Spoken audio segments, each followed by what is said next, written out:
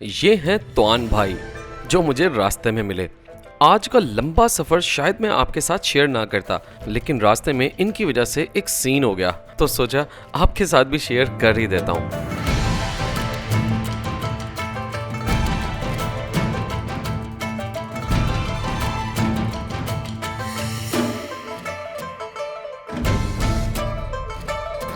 Good morning नाज़रीन from नात्रांग का beautiful बीच। बड़े ही ज़बरदस्त मेरे 2 दिन यहाँ पे गुजरे और बहुत मज़ा आया। वेदर बहुत ज़बरदस्त रहा। नॉर्मली बीच सिटी में इतना प्लेजेंट वेदर नहीं होता, गर्मी होती है, ह्यूमिडिटी होती है, लेकिन यहाँ का वेदर मुझे बहुत ज़्यादा पसंद आया। आज का सीन ये है कि बहुत ही लंबा ट्रैवल मैं करने वाला हूँ और मैंने हॉस्टल या होटल बुक नहीं करवाया हुआ। जितना मैं मैक्सिमम खींच सकूँगा मैं उतना चाहूँगा, बिकॉज आज मैं निकलूँगा नात्रांग से। एक्चुअल में मेरी डेस्टिनेशन है होय आन, लेकिन वो यहाँ से को 500-600 किलोमीटर दूर है, जो कि मैं आज पूरा नहीं कर पाऊँगा।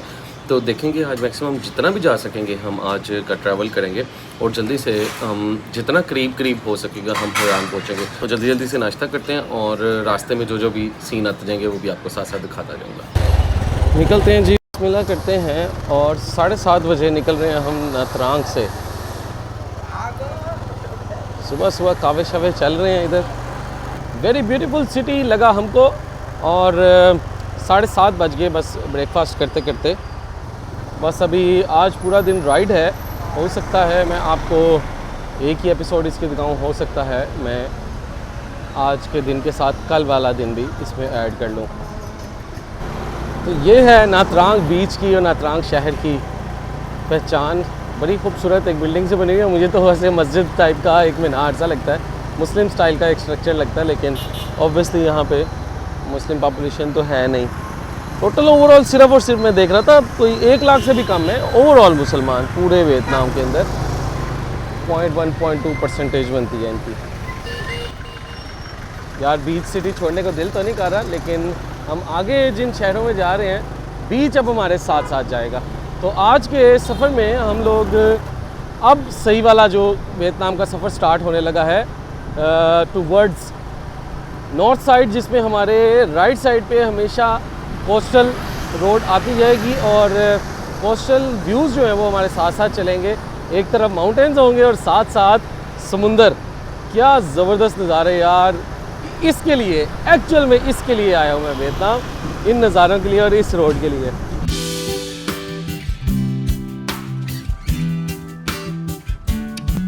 तो यहाँ एंट्री होती है इन भाई साहब की, जो हैप्पीली मुझे थम्स अप कर रहे हैं, तो मैंने भी उनको आगे से थम्स अप कर दिया।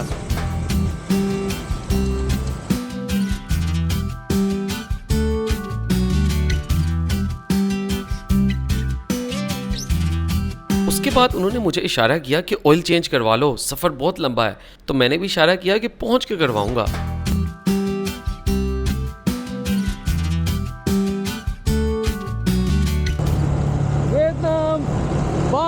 Tap.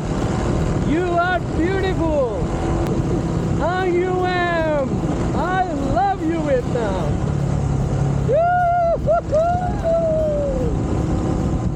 मैं तो बीच साइड से इस रोड पे बहुत एंजॉय कर रहा था, लेकिन 1 मिनट दोबारा रिवर्स करें और एक चीज़ नोट करें।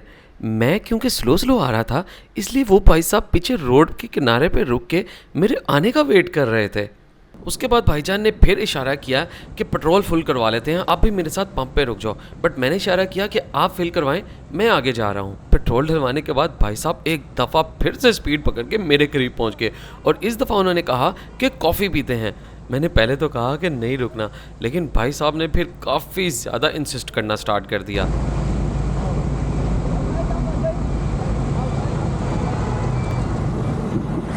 यार ये एक चाचा जी हैं, ये थ्रू आउट मेरे साथ साथ आ रहे हैं और अब मुझे कह रहे हैं कि मेरे साथ कहीं पे रुक के कॉफ़ी पियो। कॉफ़ी कह रहे मैं मेरे साथ रुक के कॉफ़ी पियो। ओके पता नहीं यार अब क्या सीन है। हॉस्पिटैलिटी भी हो सकती है और कोई आहो। तो मैं काफ़ी देर से अवॉइड कर रहा हूँ, लेकिन 2-3 दफ़ा मेरे साथ आया है और काफ़ी देर से कह रहा है यार कि स्टॉप करो, मैं तुमसे मिलना चाह रहा हूँ। लेट्स सी, चलते हैं।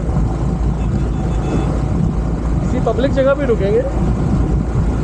असल में मैं तो स्टॉप करना चाह रहा था तकरीबन 1 घंटे बाद, मेरी 1 घंटे बाद ब्रेक होती है, लेकिन ये बिल्कुल शुरू में ही मुझे मिल गए चाचा जी, तो अब ये कह रहे हैं कि मेरे साथ कहीं भी रुक के ब्रेक करो। पाकिस्तान में तो हमें ये नॉर्मल है, किसी भी विजिटर को लोग रोक के उसके साथ हॉस्पिटैलिटी दिखाते हैं। वियतनाम में आज मेरे साथ पहली दफ़ा हो रहा है। I hope positive he response रहेगा।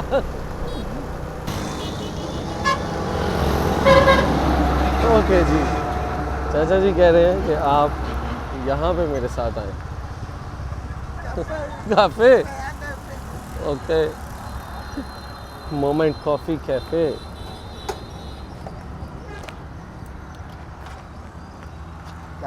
Cafe chạy आंखें खुलती है। cafe no नो नींद। I know, thank you.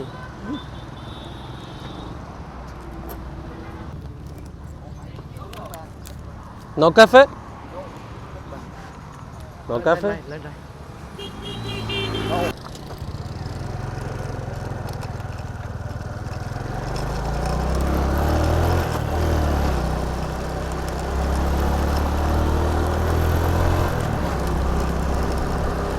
ले जी, वो वाला तो कैफ़े नहीं पसंद आया था चाचा को। अब इनने मुझे कहा है यहाँ पे रुको मेरे साथ। बहुत एक्साइटेड है जी, बहुत एक्साइटेड है। ये बहुत ही अच्छा किसी ने अपने घर के बाहर बनाया हुआ है cà phê một cái là cafe. हाँ समझ आ गई। ओके ओके, नींद आ रही है, ठीक है। वियतनाम पाकिस्तान। तोइला तनतोइला बिलाल, तनतोइला बिलाल बिलाल कह रहे हैं कि जी इनका नाम है तोआन, इनका घर है कामरान कोई जगह है, एंड आई वर्क इन गोंगसोन कोइनवन ही मैं जा रहा हूँ। पहला जो 4 घंटे का हमारा सफ़र है, अगर हम मैप के ऊपर देखें पूरा सफ़र करके हम जाएंगे कोइनवन की तरफ, और कोइनवन से आगे जितना मैं रात को खींच सका मज़ीद उससे आगे भी जाएंगे। ठंडी ठंडी कॉफ़ी आ गई है, और जैसे ताउन भाईजान ने कहा हमें कि आप कॉफ़ी पिए ताकि आपकी जो है ना रास्ते में नींद नहीं आएगी। इन्होंने जाना है अभी 250 किलोमीटर, और मेरा भी शायद 250 तो मिनिमम जाना ही जाना है मैंने, लेकिन प्लान यही है कि भाई आज रात तक जब तक नींद नहीं आएगी ना चलाते जानी है भाई। ओह ठंडी ठंडी, ओह हो बहुत स्ट्रॉन्ग है यार, very strong. của cái này vào Đấy. ठीक है, कह रहा बाइक चलाने के लिए बेस्ट है ये, इतनी स्ट्रॉन्ग Không có này है। không có uống này हाँ, Mua- mua- थोड़ा सा पानी डाल देता। थोड़ा सा पानी, mua. लिटल, ज़्यादा ही स्ट्रॉन्ग हो गई थी असल में। Lấy dao gói cô táp chưa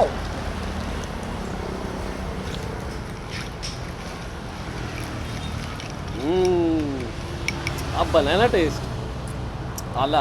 Lấy gói cô táp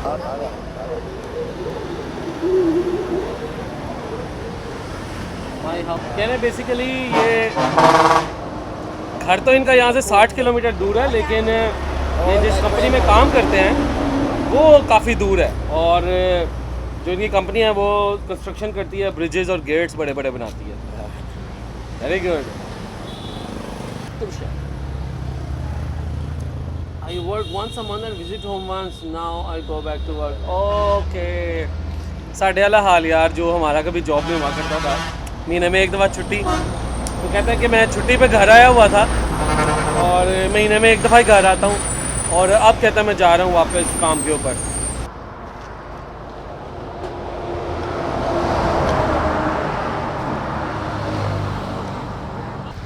Alright, Tao, thank you so much.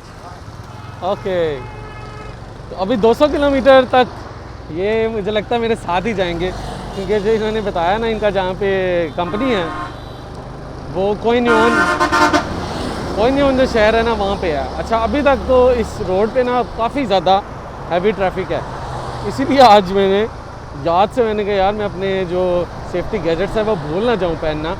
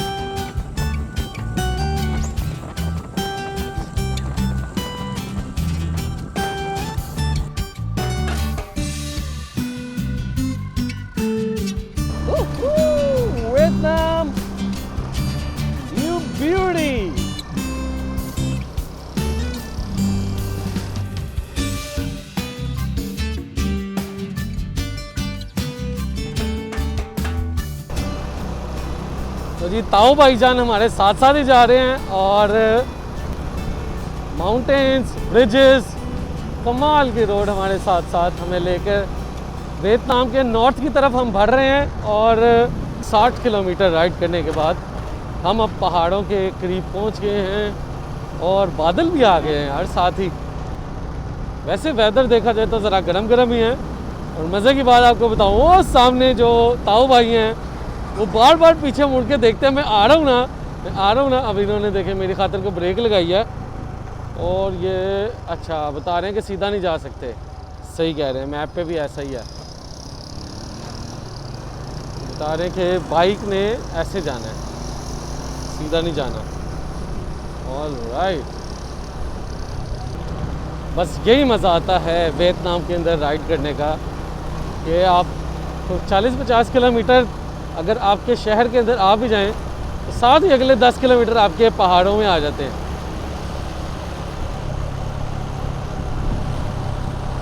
और हमें ताऊ भाई जो सुबह सुबह हमें ताऊ ब्रदर मिले, अभी तक मुझे तकरीबन 2 घंटे हो गए हैं, मेरे आगे आगे जा रहे हैं थ्रू आउट।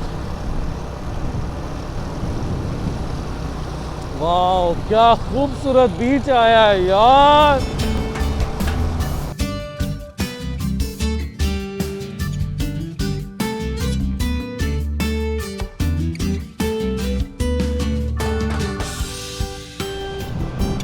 खूबसूरत, सुभान अल्लाह, माशाल्लाह। लुक एट दिस ब्यूटी और वाओ, समुंदर का कलर और ग्रीन बिल्कुल।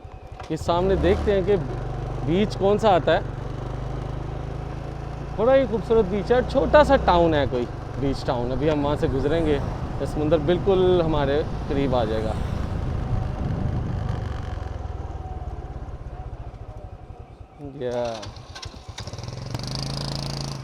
Wow good. तोआन भाई मुझे बार बार बाइक रोकने पे मजबूर कर रहे थे और क्योंकि पर्सनैलिटी वाइज मुझे बहुत सादा नेचर के लग रहे थे, इसलिए मैं मुरव्वत में हर दफ़ा उनकी अच्छी नीयत का सोच के रुक जाता था। लेकिन अब की बार एक ऐसी ब्रेक ली जहां मुझे अब शक पड़ गया कि ये रियल नहीं है और मेरा रेड फ्लैग रेज हो गया। ओके, बाइक ख़राब हो गई है ताऊ ब्रदर की। यहाँ मुझे अब फील होना शुरू हुआ कि तोआन भाई की बाइक असल में ठीक है और ये जान के ख़राब शो कर रहे हैं। उसकी वजह ये कि मैं अपनी आंखों से देख रहा था कि एक ऑटोमेटिक बाइक का जब हल्की सी रेस देकर स्टार्ट का बटन दबाया जाए तो वो स्टार्ट नहीं होती, और तोआन भाई जान के हल्की सी रेस देकर स्टार्ट कर रहे थे। अरे इस जगह पे आके भाईजान की बाइक ख़राब हो गई है।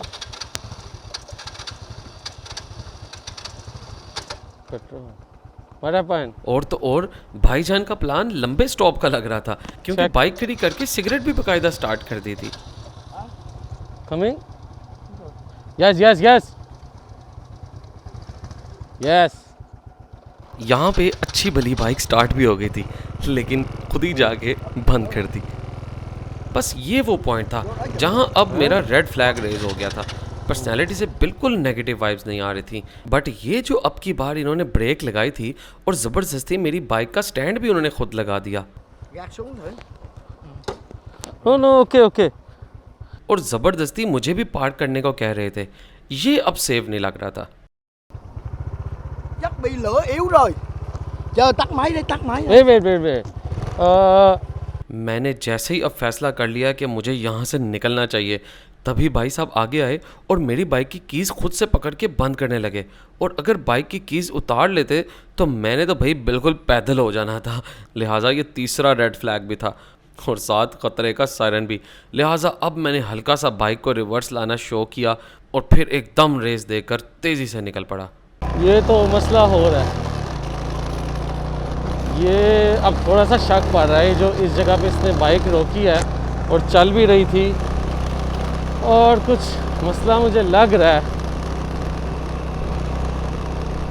जिस चीज़ का एक थोड़ा सा डर है ना, वो हो रहा है यहाँ पर। इसने बाइक चल रही थी, हालांकि स्टार्ट भी हो रही थी, लेकिन ये बार बार मुझे लग रहा है जैसे एक्टिंग कर रहा था। तेज़ चलानी पड़ेगी।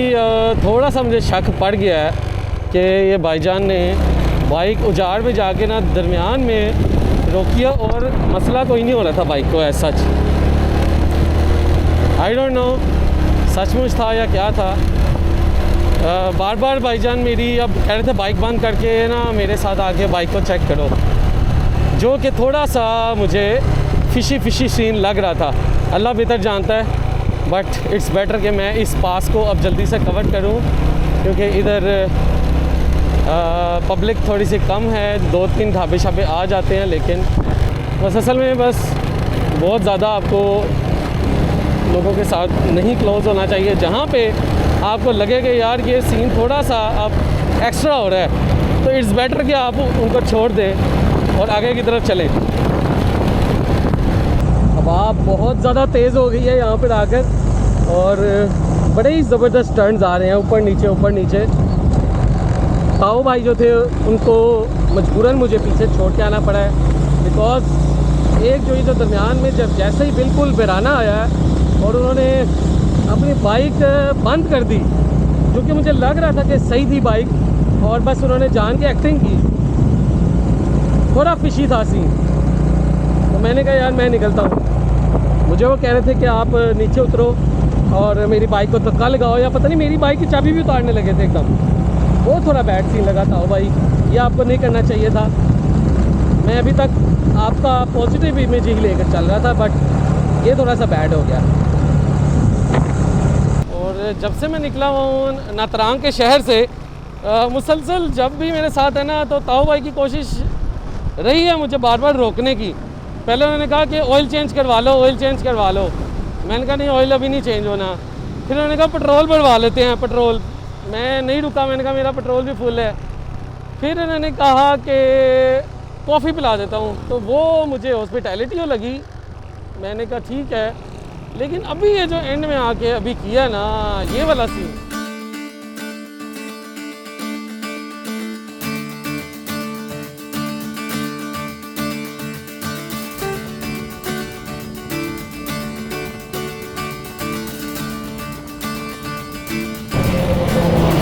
मैदानी इलाका काफ़ी बड़ा आ गया। और मेरे अब दोनों तरफ अगर आप देखें, ये जो येलो कलर के फील्ड्स नज़र आ रहे हैं, ये चावल के हैं। और काफ़ी लोगों ने मैंने देखा है कि चावल वहाँ से निकाल के सड़क के ऊपर डाले होते हैं और उसको पता नहीं सुखा रहे होते हैं या क्या कर रहे होते हैं। साइडों में ये केले के दरख्त भी हैं, और दूर दूर तक पंजाबी में कहते हैं मुंजी मुंजी लगी हुई है दोनों तरफ।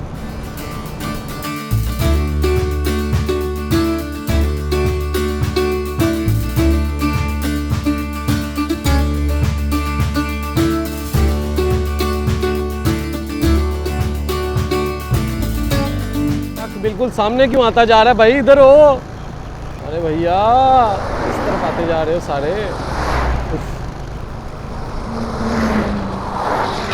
योस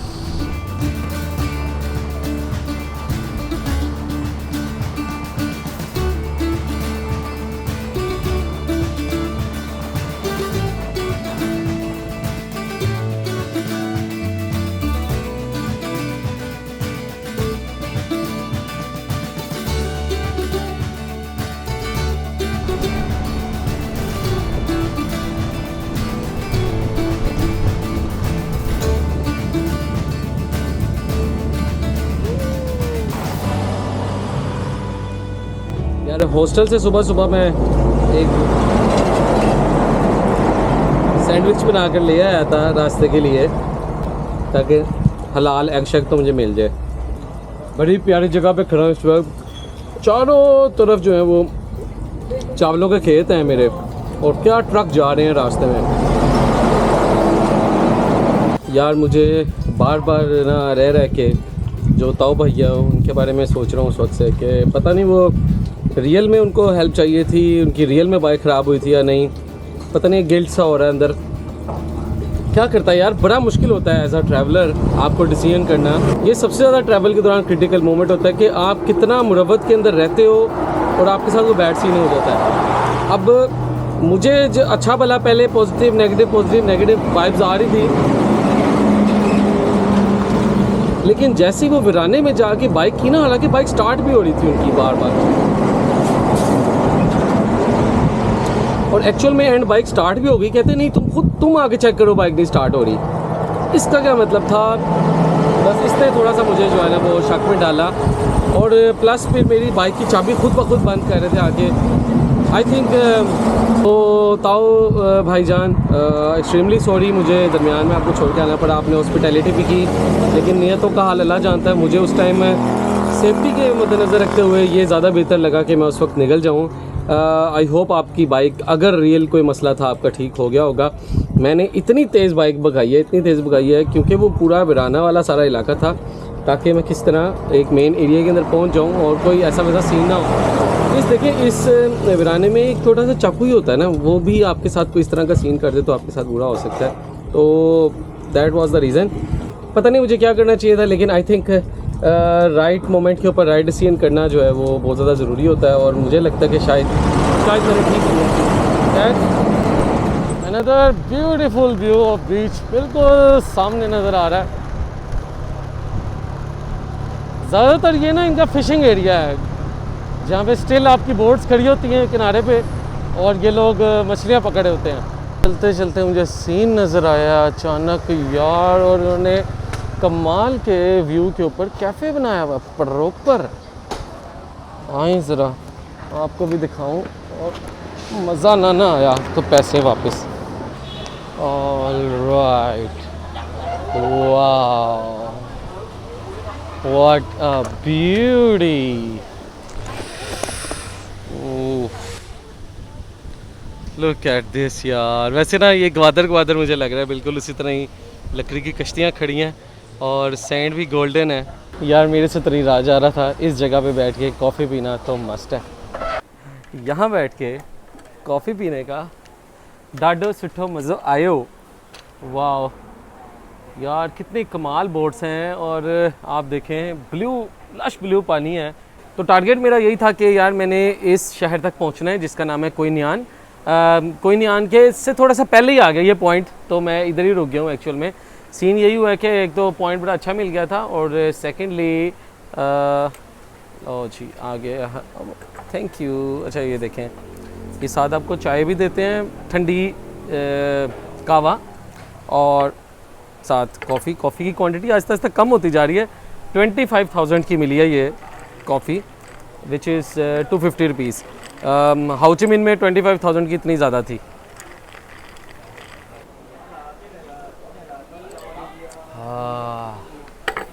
हाय हाय हाय हाय अंदर जाके ठा करके जो लगती है ना यार, ऊपर से इस व्यू के साथ, ख़त्म है, कम्बिनेशन ख़त्म है।